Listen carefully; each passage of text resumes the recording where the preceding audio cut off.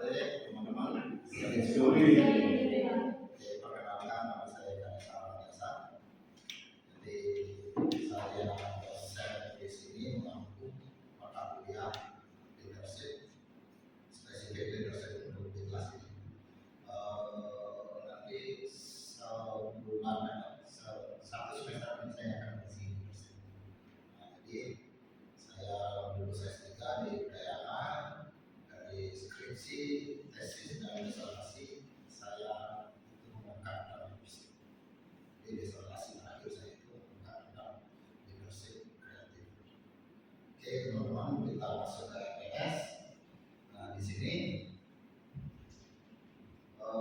mata kuliah yang kita akan pelajari yaitu leadership, di mana mata kuliah ini memfokuskan atau menekankan pentingnya mahasiswa untuk memahami peran kepemimpinan dalam mewujudkan kesuksesan organisasi. Di harapannya itu kita tahu bagaimana leader itu mengarahkan kita untuk menjadi mensukseskan tujuan dari organisasi itu.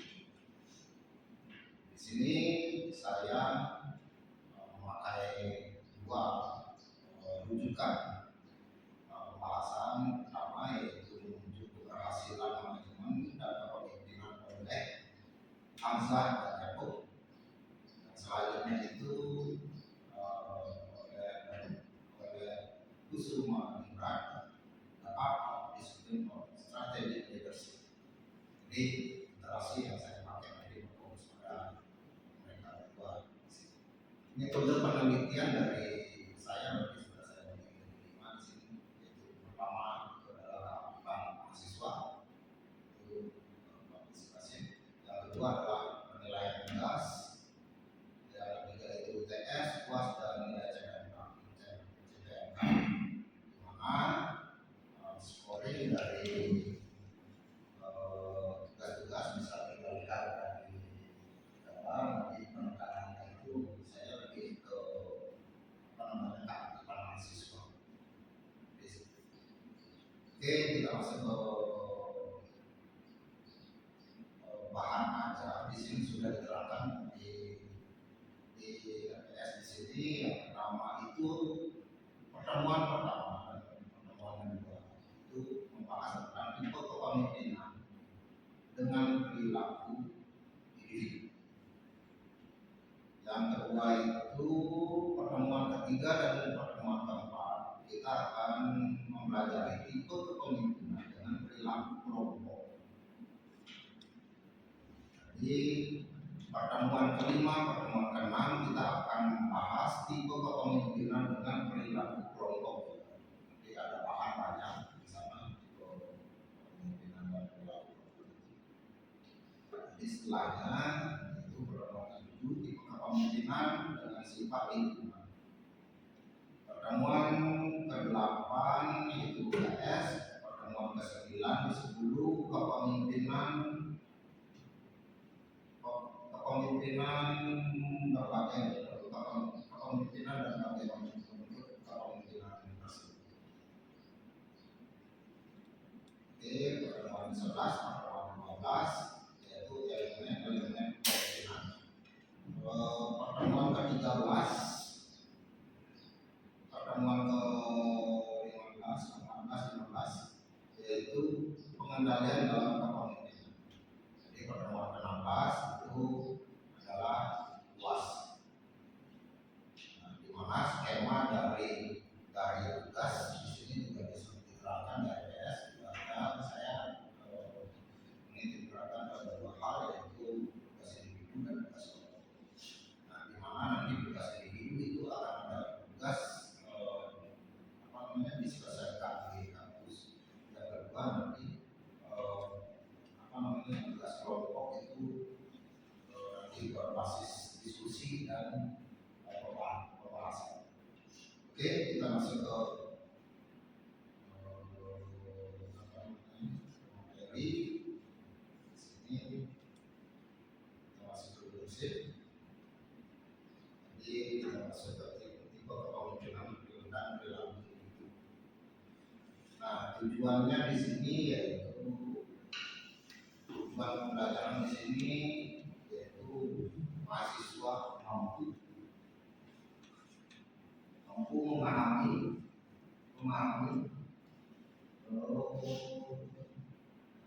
dan menganalisis kesesuaian tipe kepemimpinan dengan perilaku individu. Kemampuan akhirnya yang diharapkan di sini yaitu yang pertama mahasiswa mampu memahami tipe kepemimpinan, yang kedua mahasiswa mampu memahami proses terbentuknya perilaku dan individu, yang ketiga mahasiswa dapat menganalisis kecocokan antara tipe kepemimpinan dan dengan perilaku. Definisi kepemimpinan, proses mempengaruhi orang lain agar bekerja menuju pencapaian tujuan.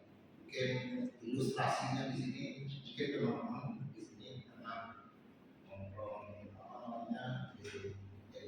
kelompok hewan itu, mungkin serigala, pasti ada alpha. Jadi ada leadernya biasa. Jadi seorang leader itu bukan jabatan, tapi bagaimana si leader itu bisa diikuti oleh kawan-kawan. Jadi leader itu menentukan arahnya ke kiri ke kanan.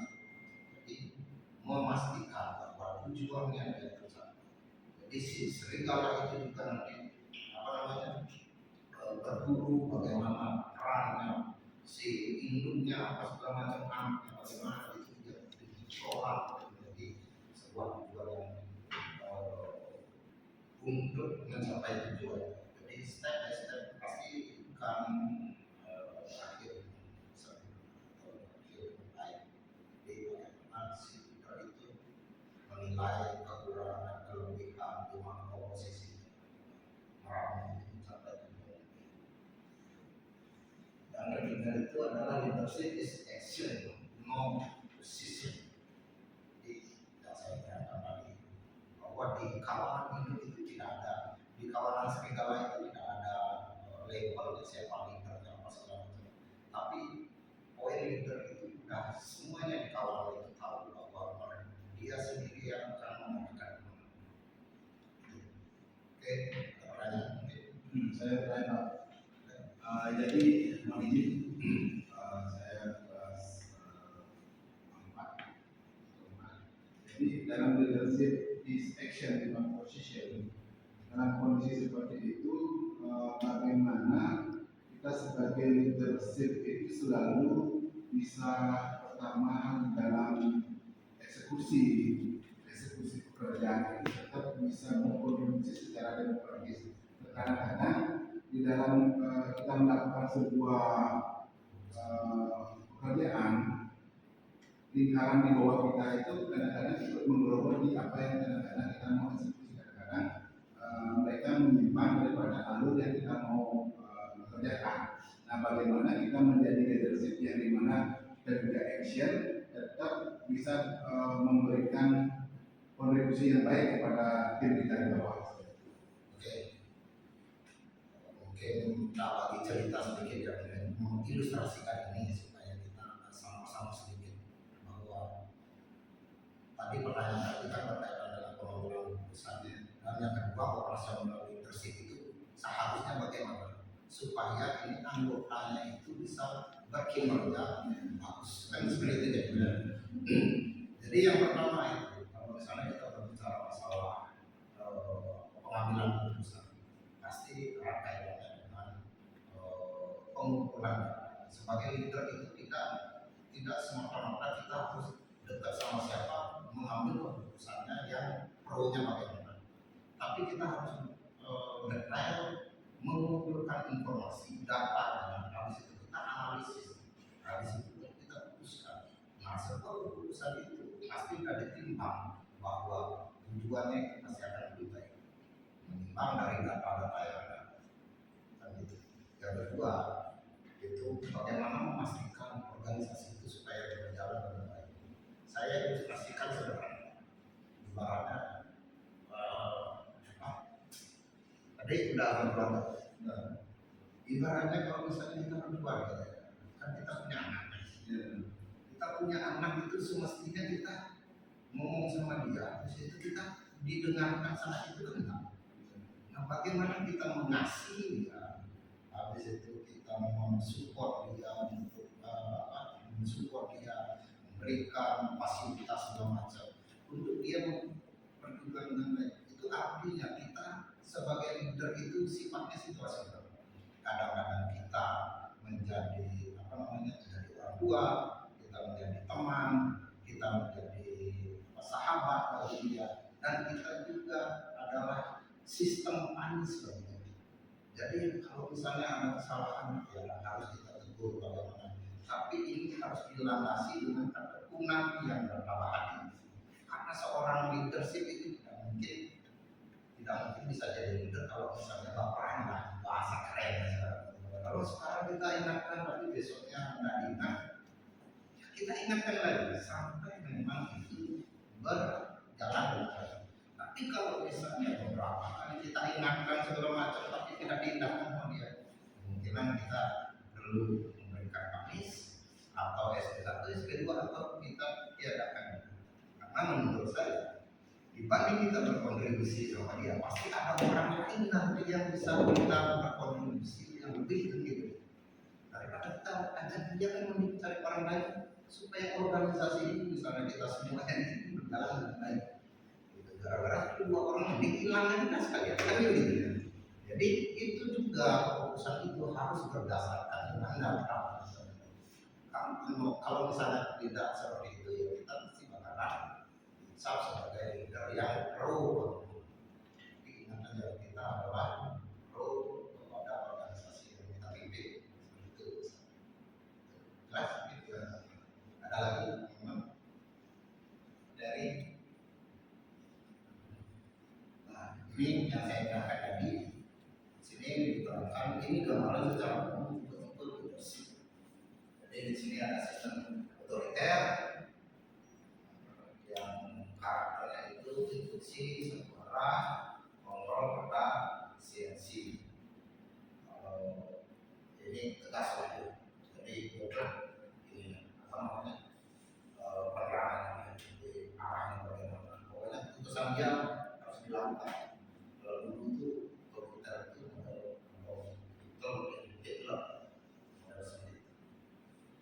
jadi yang kedua itu demokratis. Kebetulan kalau saya sih di Indonesia itu masih model kayak dibilang demokratis, dibilang komunis. Kalau saya, tapi kalau misalnya dicermati sekarang di Indonesia itu sangat demokratis karena setiap pemilihan berdasarkan voting, pemilihan umum segala macam. Oke, selanjutnya di sini lesson delegasi kebebasan penuh aktivitas. Selanjutnya leadership transformasional. Ini sesuai dengan tesis saya. Transform itu adalah membuka pengaruh. Jadi si bawah itu merasa dipengaruhi, merasa diberikan sesuatu sehingga loyalitasnya itu muncul. Bagaimana bisa terjadi seperti itu? Jadi si leader itu memberikan gambaran visi ke depan. Ya, misalnya dengan berinteraksi saja. Ya, kalau misalnya kamu diam tidak belajar, kamu hidupmu bakal seperti ini, gitu. Misalnya seperti itu. Nah, saya pertanyaan saya sekarang, kalau posisi kita menjadi leadership, tapi tim kita atau bawah kita ada jatuh hati kepada kita, bagaimana menyelesaikan konflik tersebut? Oke, berarti ini urusannya masalah perasaan.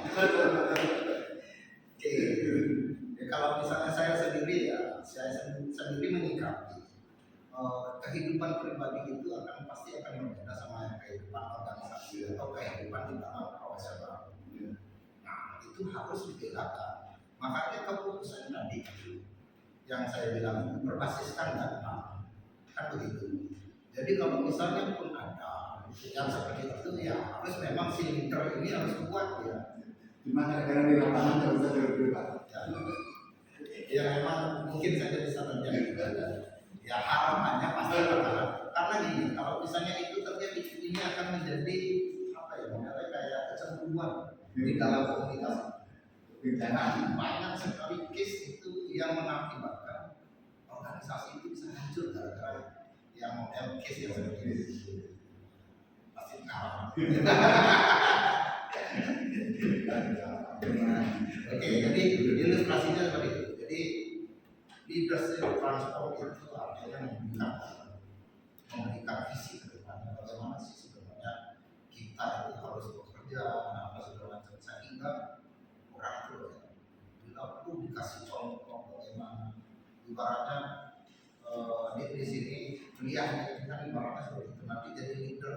Nah, leader itu ya nanti dikembangkan lagi kuliahnya akhirnya tamat S2 itu kan memberikan pengaruh sama temannya misalnya dia udah belajar jadi dari belajar kita bisa apa namanya berprogres untuk mengenalkan diri misalnya seperti ini ya saya dulu nak punya apa tadi ini ya saya step by step itu seperti ini gitu ajak diajak temannya dirangkul supaya bisa bervisi nah ini yang kedua itu adalah kebalikannya nih hampir mirip di sini tapi agak berbeda sedikit ini transaksional kalau transaksional itu biasanya leader itu jarang ketemu sama karyawannya modelnya kayak di bank misalnya. Di bank itu kan menerapkan SOP yang sudah pakem jadi ya datang jam 7 nanti briefing target misalnya capaian berapa target berapa kalau terpenuhi targetnya akan di support seperti apa kan begitu gitu. Nah itu sistem transaksional gitu. Oke, ada pertanyaan kan? Nanti ke depannya kita akan lebih banyak lagi mengupas hal ini. Oke, jadi yang pertama apakah gaya kepemimpinan yang cocok dengan perilaku ini? Oke, teman-teman bisa berbagi pemikiran kita sharing di sini. Oke, di gambarannya ada seorang pemimpin yang menerapkan gaya otoriter. Pertamanya itu bagus ya, kinerjanya karyawannya itu bagus. Tapi setelah 3 bulan, pertanyaan saya ini Pak, agak sedikit jangannya di awal pertama 3 bulan pertama produktivitasnya bisa meningkat, terus 3 bulan ke depan bisa menurun. Landasannya bisa di awal itu bisa meningkat dan menurun itu aspeknya mana ngambil Pak?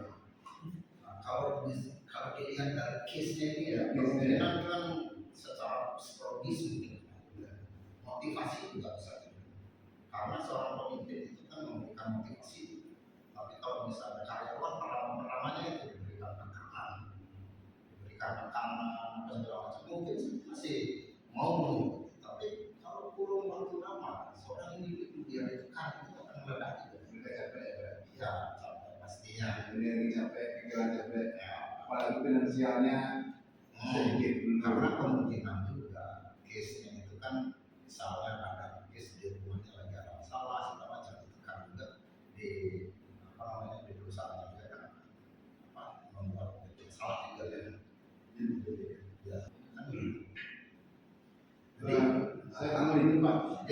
Jadi sebenarnya begini, tidak mesti biar saya punya karyawan baru di baru 2 minggu di kantor saya.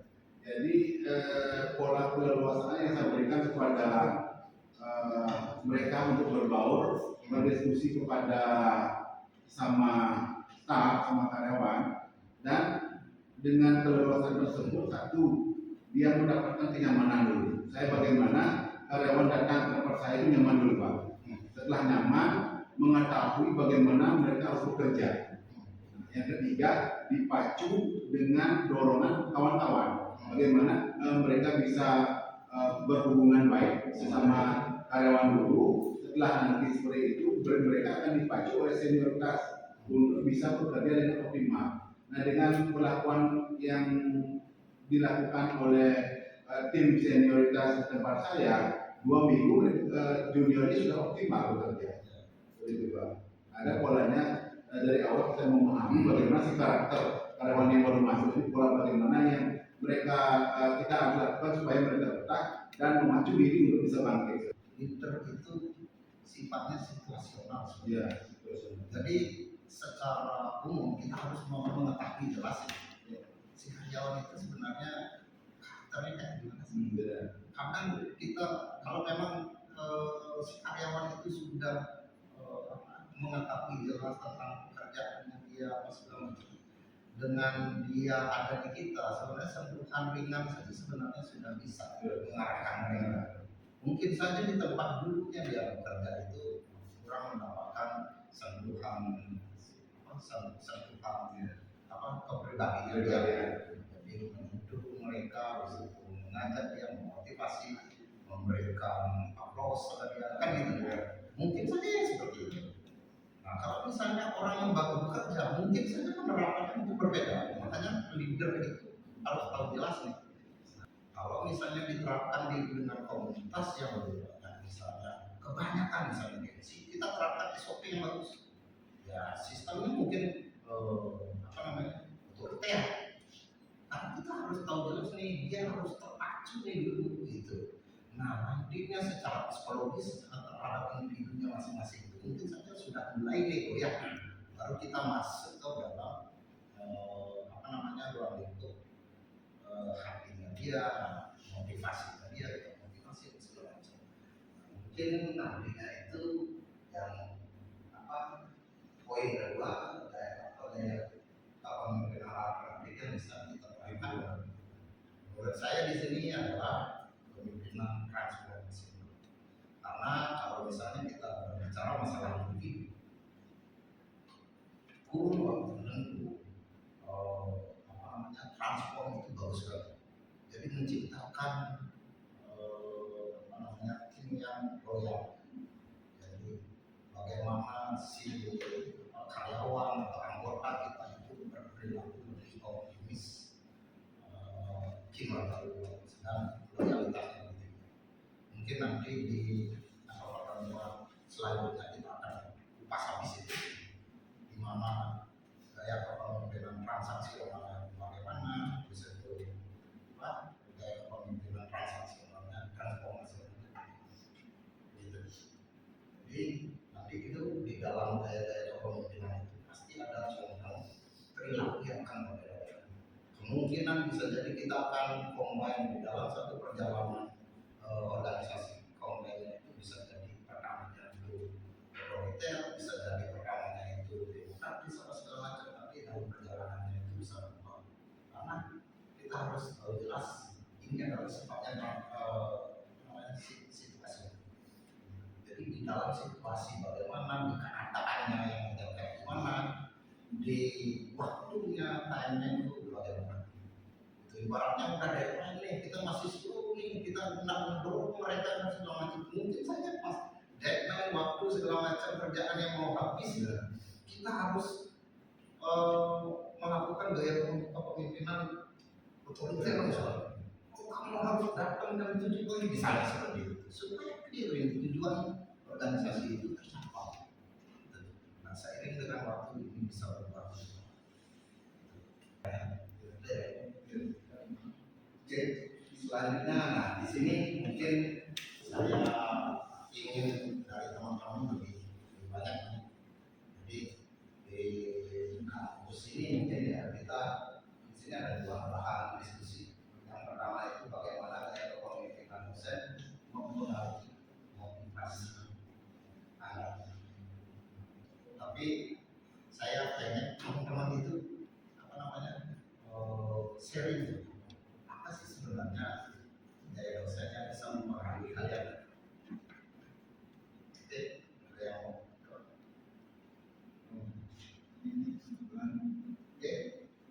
Ayolah, kita udah mahasiswa, kita diskusi gitu.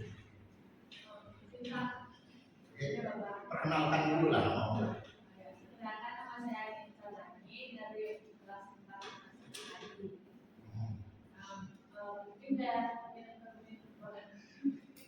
Mungkin dari kepemimpinan dosen ini sangat berpengaruh dalam motivasi belajar mahasiswa itu ketika dosen itu menerapkan gaya kepemimpinan yang demokratis, di mana tuh mahasiswa itu diajak aktif diskusi kayak bapak sekarang ini, terus dihargai pendapatnya, sering dengar gitu sama mahasiswa sama dosen, terus dikasihlah ruang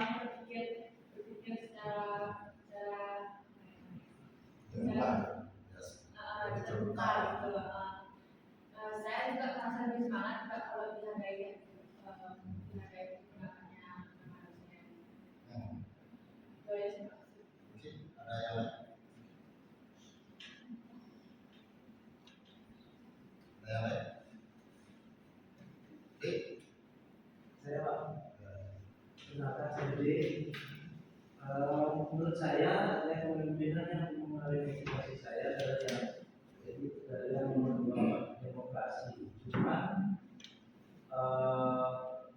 dengan batas-batas tertentu. Tapi adik kalau otoriter Demokrasi. demokrasi. Kan di sana Oh, membuat iya. kesepakatan dulu. Kalau sudah sepakat itu tidak. Siap.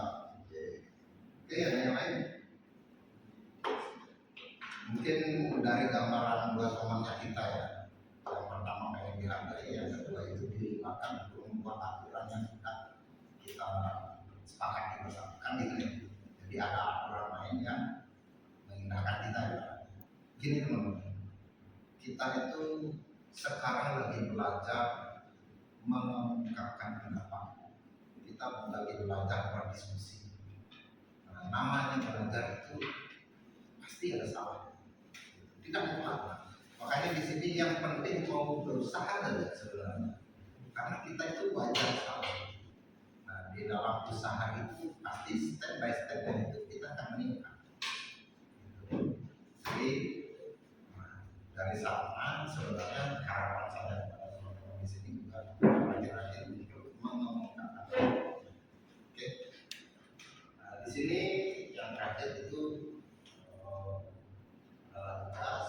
Nanti tugas ini bisa teman-teman buat di rumah karena nanti bahan dari dari pengadaan ini teman-teman harus mencari literasinya karena kita sudah menjadi mahasiswa. Segala sesuatu yang kita utarakan itu harus berbasis sumber. Jadi dasar kita mengungkapkan pendapat itu dari mana sih? Oke. Nah, di sini analisis kasus nyata atau fiktif terkait tipe kepemimpinan dan perilaku dalam suatu organisasi. Jadi kita menganalisis itu. Jadi kita meneliti itu. Nah, langkahnya yang pertama itu identifikasi tipe kepemimpinan yang digunakan. Salah satu contohnya mungkin apa segala macam kepemimpinan yang besar pasti menggunakan kepemimpinan transaksional. Jadi ada catatannya, bayar berapa, target dan tercapai dan berapa segala macam itu transaksional. Kemungkinan seperti itu. Tapi saya harapkan dari teman-teman di sini ada semuanya. Nanti cari contohnya yang tidak jauh dari sudut pandang kita. Jadi analisis ini mempergunakan tipe kepemimpinan apa? Dan dari pengikut yang terdekat itu.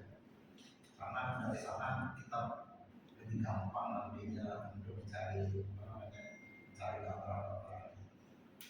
Oke. Yang kedua itu analisis perilaku individu dalam organisasi. Yang ketiga, evaluasi kesesuaian antara keduanya. Jadi kesesuaian. Jadi antara kepemimpinan tadi terhadap perilaku individunya kesesuaian. Kita teliti kaitannya. Oke, ada pertanyaan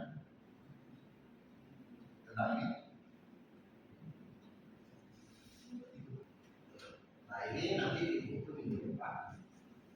Jadi nanti yang paling gambarannya yang paling bagus kita akan memberikan bahan diskusi. Awalnya nanti ada yang bagus. Nah, jadi yang paling gampang mana yang condong tipe kepemimpinan mana kita akan diskusi banyak sana lebih jelas kita bisa menganalisis. Oh, ternyata ini kaitan. Oke. Yang terakhir di sini adalah sumbernya maupun leadership kepemimpinan.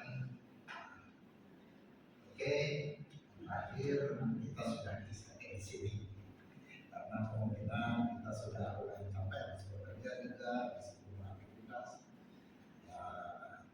Kita ketemu minggu depan. Kalau nanti ini dicatat semuanya, tugasnya diselesaikan. Jadi ditunggu minggu depan.